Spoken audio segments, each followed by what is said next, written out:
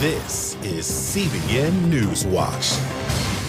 And thank you so much for joining us on this Thursday, August 5th, 2021. I'm Ephraim Graham. Ahead today, a war of words over COVID between the president and Florida's governor. We're going to look at how you can protect yourself naturally from the virus. The dangers from pushing young people to start the process to become transgender. Fox News' Jesse Waters tells CBN about his rise at the cable network and his outlook on the upcoming elections. And a new archaeological find from Old Testament times in Israel. All those stories and more are ahead in today's edition of CBN NewsWatch. We want to begin this half hour with the war of words over COVID. Tuesday, President Biden implored unvaccinated Americans to get their shots and called out the governors of Texas and Florida and other officials who have moved to block rules to contain the virus, like new mask mandates. I say to these governors, please help. But if you aren't going to help, at least get out of the way of the people who are trying to do the right thing. Florida Governor Ron DeSantis fired back Wednesday, saying he would stand in the way of lockdown policies, including those affecting education. Tell you this, if you're coming after the rights of parents in Florida, I'm standing in your way. I'm not going to let you get away with it. DeSantis also said that President Biden wasn't doing his job by importing the virus through a wide open southern border. So even though more and more Americans are getting vaccinated, what more can you do to give yourself the maximum protection from the virus? The answer lies in your gut. CBN medical reporter Lori Johnson explains. A new survey released this week shows President Biden's approval fell 10 points since June, from 62 to 52%, as the government pushes new vaccine and mask mandates. Tuesday, the president called for tighter restrictions to combat the highly contagious Delta variant. All federal workers must report their vaccination status or be subject to strict requirements. I directed my administration to take steps to apply similar standards to all federal contractors. If you want to do business with the federal government, get your workers vaccinated. And I also directed the Pentagon to look at adding COVID-19 to the list of vaccinations that are required for our troops. While COVID cases are reaching levels not seen since February, vaccinations are also up 24% in the last 2 weeks. That pushes the total number of vaccinated adults past the 70% mark. Now, however, more vaccinated people are testing positive for COVID, although most of these breakthrough cases avoid hospitalization and death. While a majority of doctors say vaccination offers the best protection, another layer includes a strong immune system. 80% of our immune system resides in the intestines, home to trillions of bacteria. Doctors say too much bad and not enough good can lead to pre-existing conditions that put COVID patients at greatest risk. A altered microbiome causes high blood pressure, causes autoimmune disease. I'm convinced that it causes heart disease, and certainly is a major cause of diabetes and pre-diabetes, and this unbelievable obesity epidemic that we have. On the other hand, building up favorable bacteria can lead to a long and happy life. One new study out of Japan could have found evidence to bear that out. It compared the intestinal makeup of 160 centenarians, average age of 107, to that of two younger groups, one age 85 to 89 and the other age 21 to 55. Turns out those who lived to age 100 and beyond appear to have a special gut bacteria that produce byproducts which help ward off infections that the younger folks didn't carry. Well, a lot of people don't really connect gut health to immunity and also to brain health, but they're totally interconnected. Psychiatrist Daniel Amen says the so-called gut-brain axis along the vagus nerve means, for better or worse, our microbiome directly affects our moods. When it becomes unhealthy, we're sadder, we're more anxious, and we don't fight off illnesses like COVID-19 nearly as effectively as if we have a healthy microbiome. So while the coronavirus pandemic rages on, health experts say there's no better time than the present to strengthen our immune system. Step 1, build a better gut. Lori Johnson, CBN News. Turning now to the Middle East, Israeli fighter jets hit rocket launch sites inside South Lebanon today. As Chris Mitchell now reports from Jerusalem, the strikes came after rockets were fired from Lebanon into northern Israel in the past 24 hours.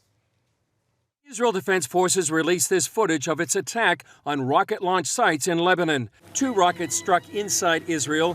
1 rocket hit an open area near Kiryat Shimona, a community of about 20,000, and another was intercepted by the Iron Dome anti-missile defense system.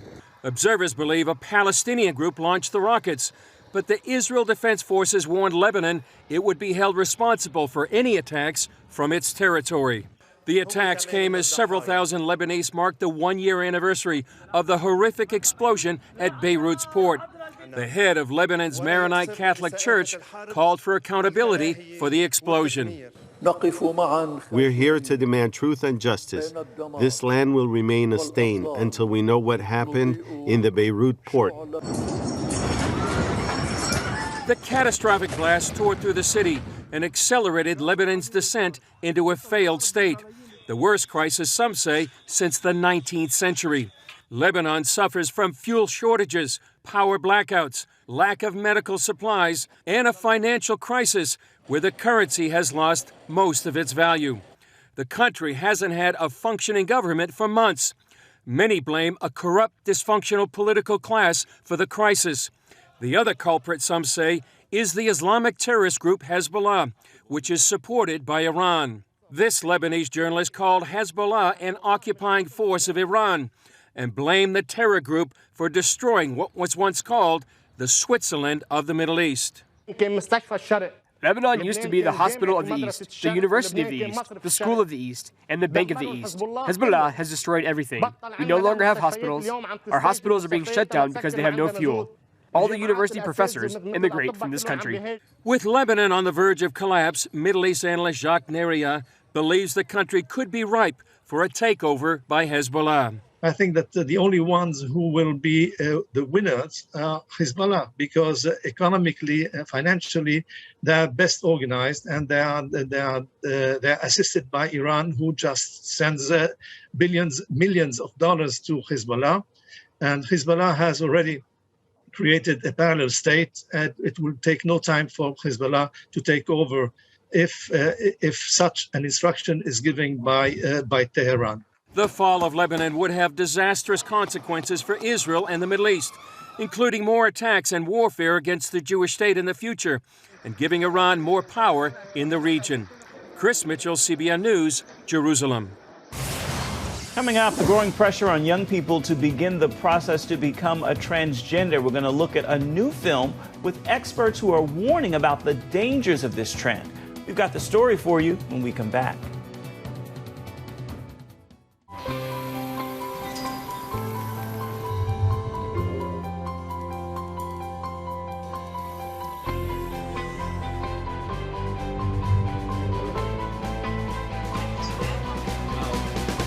I am Region's first ROTC graduate student.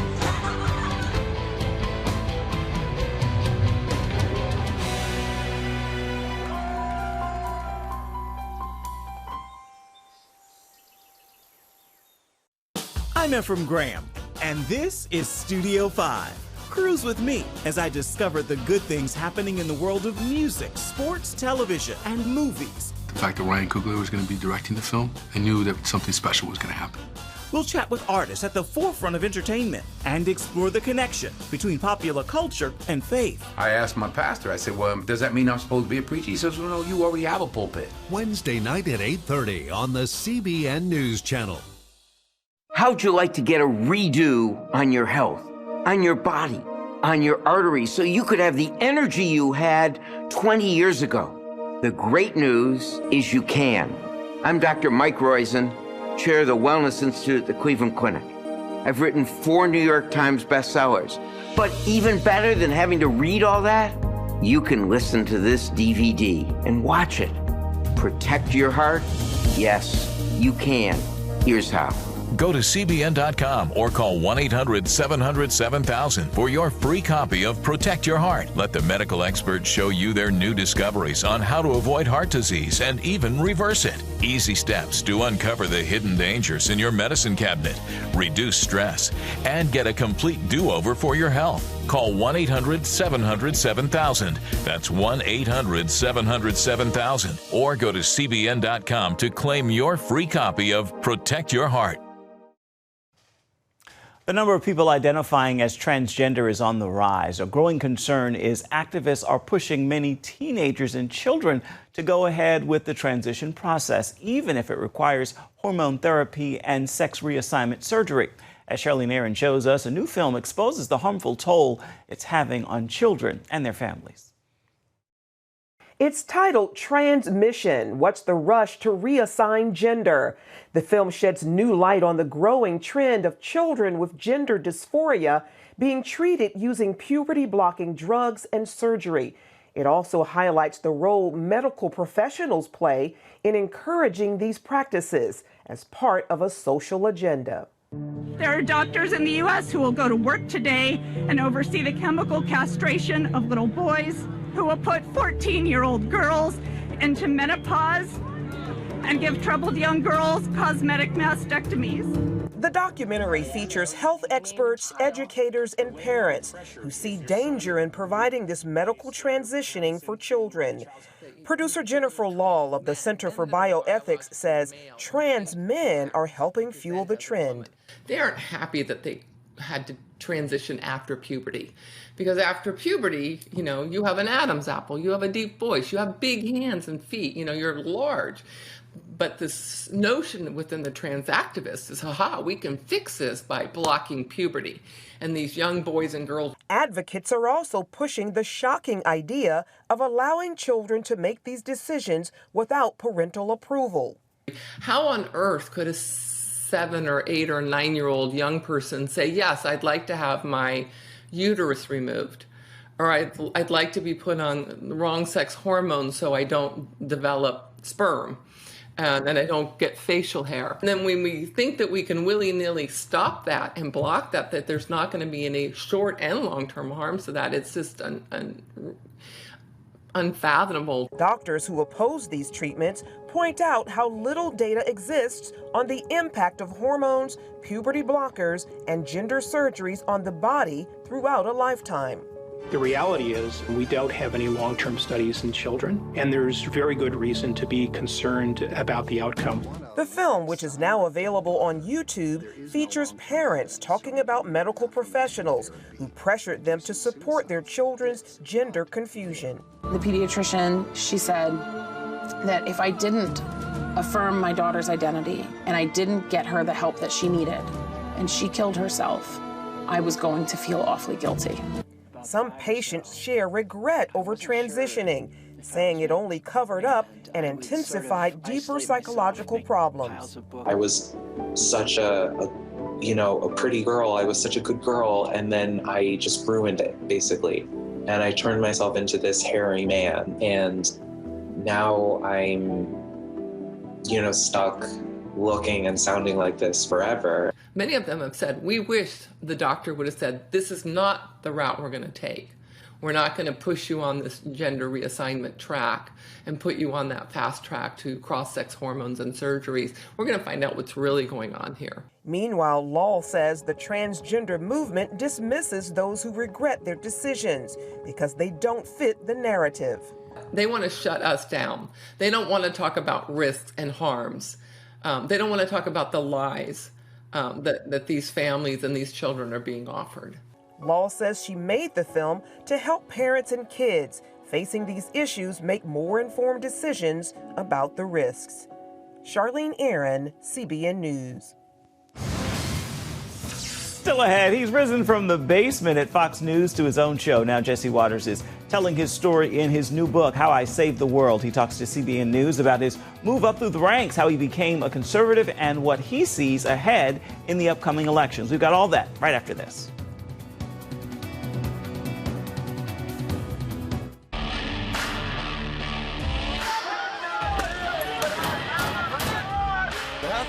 before you married is a bad idea. Don't tell me there's no such thing as gun violence. That just depends on your definition of when life begins. Watch Dan and Dale tackle trending topics that test your faith on the next Faith Wire. Monday night at 8:30 on the CBN News Channel.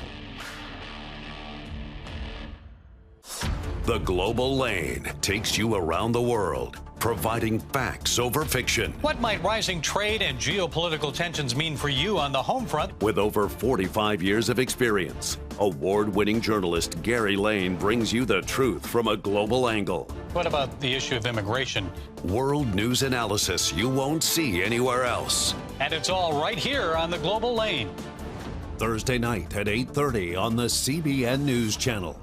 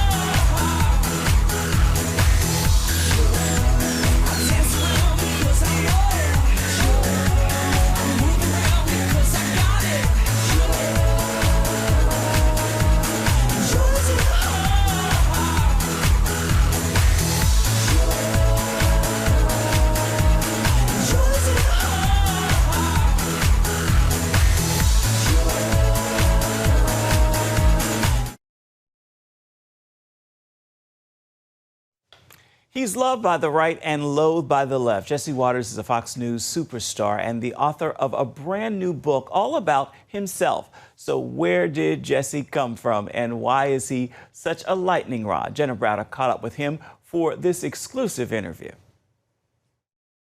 He's smart, he's funny, and politically savvy. And now Fox News' Jesse Watters is taking that talent to the pages of a new book, How I Saved the World. My wife picked the title, and we were going back and forth, and she came up with it. So I have to give my wife full credit, which I think you would understand is very important in a relationship.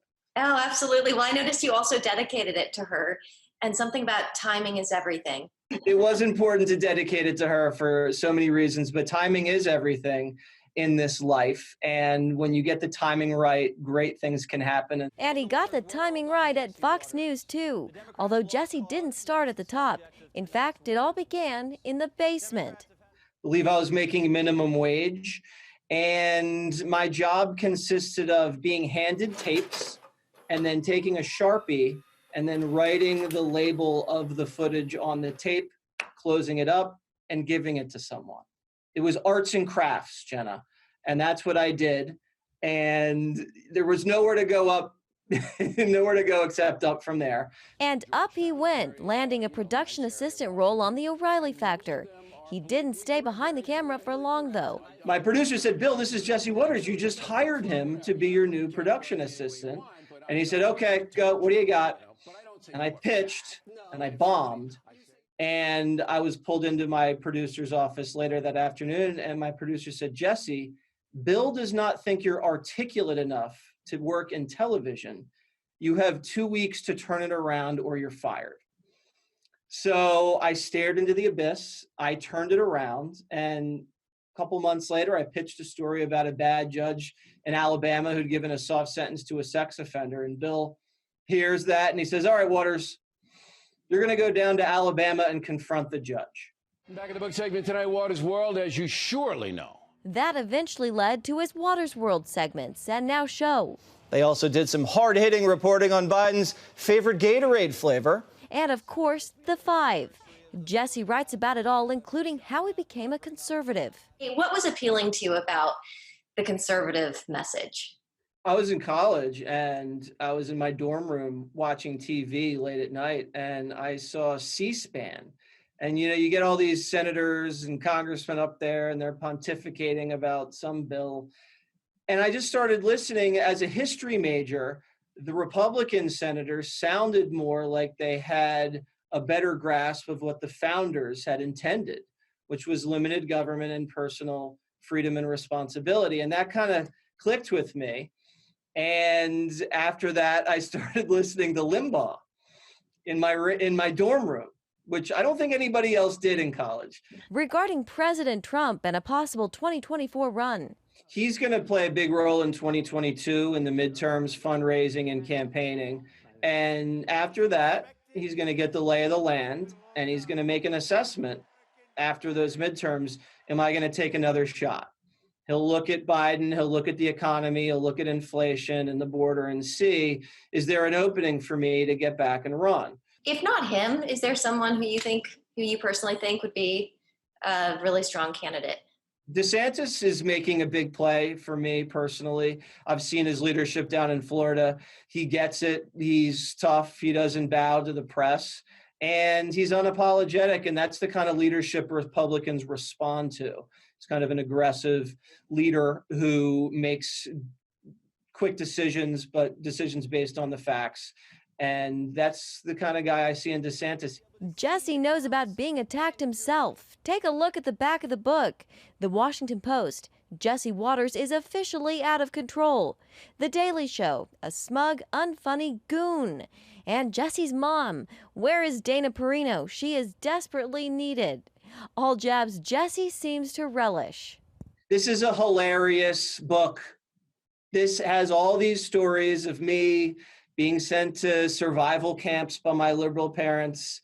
These are stories about having dinners at the White House with President Trump and all these crazy things that happened. Inside stories about Fox News and jumping out of cars and confronting villains and interviewing spring breakers on the beach. And it'll make you think. And we should mention Jesse has twin daughters, and he and his wife just welcomed Jesse Jr. He says they plan to have Jesse Jr. baptized in a New York City church. In Washington, Jenna Browder, CBN News. Coming up, an archaeological discovery recently in from Israel from biblical times, almost 3,000 years ago, a part of the wall of the city of David. We're going to tell you why it provides a key to understanding an important era during Old Testament times in Jerusalem. We've got the story when we come back. Stay with us. Want to be a part of a community that inspires your spiritual growth while winning prizes? The all-new CBN app. Connect with the community for prayer and encouragement. Track and set spiritual goals. Enjoy conversation starters with friends and family. And collect points to win prizes. The all-new CBN app. A great place to belong. Download the app at cbn.com/mobile. Grow, connect, have fun. The all-new CBN app. On the home front. Thanks for joining us for CBN's On the Home Front, where we highlight what the men and women of America's military do to defend our country. CBN honors the men and women in our military with an initiative called Helping the Home Front. It partners with churches across the country to meet the needs of their military families, from repairing homes to wiping out medical bills for wounded veterans. Wednesday at 3 on the CBN News Channel.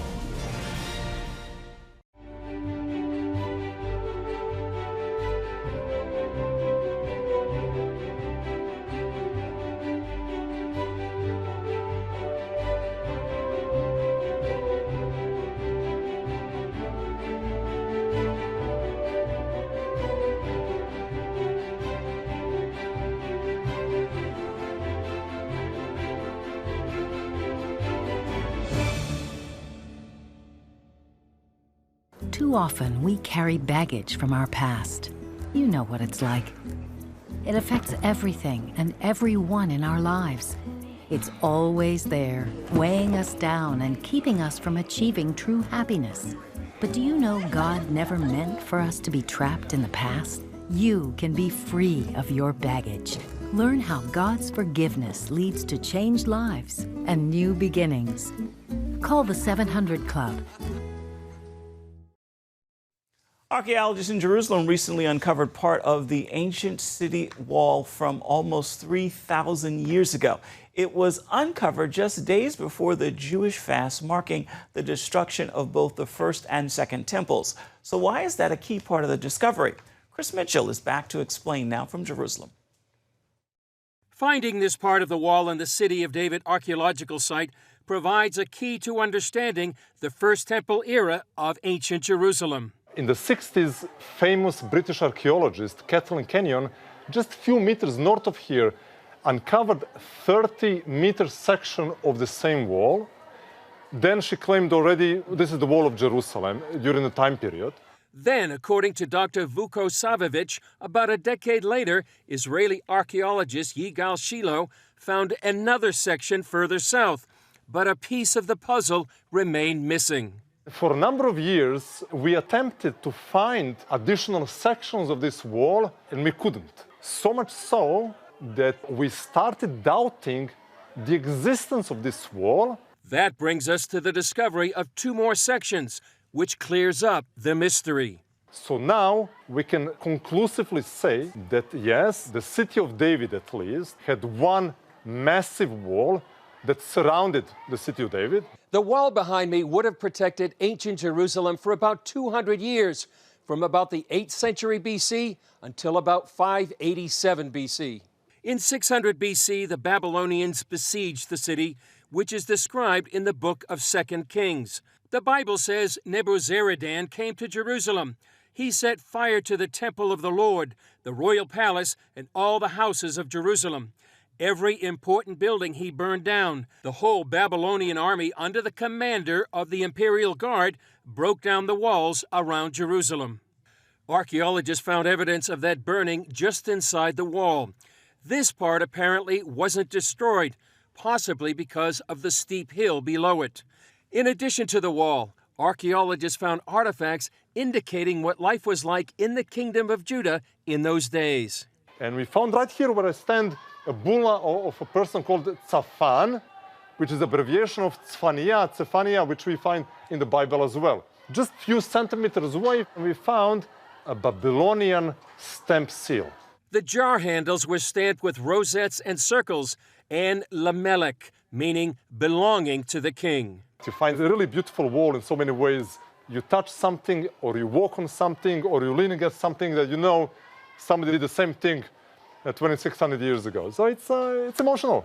For now, the excavation will continue as the archaeologists try to understand how the nearby Gihon Spring and other sites fit together. Chris Mitchell, CBN News, the City of David, Jerusalem. Time now for your Thursday Thankful. I hope you'll join me in this prayer of gratitude. God, thank you for never turning your back on me. Thanks for seeing me as you created me to be, and not only for who I am in this very moment. Amen and amen. With that prayer, I encourage you to make today a thankful Thursday. Be sure it is filled with gratitude. That will do it for this edition of CBN NewsWatch. You can always find more of our news programs on the CBN News Channel. You can find them there at any time, as well as online at cbnnews.com. We'd love to know what you think about the stories you've seen here today or any day. You can email us. The address right there at the bottom of your screen, newswatch@cbn.com. You can also reach out and touch us on Facebook, Twitter, and Instagram. Hope you'll join us again right here next time. Again, I encourage you to make it a thankful Thursday. We'll see you tomorrow.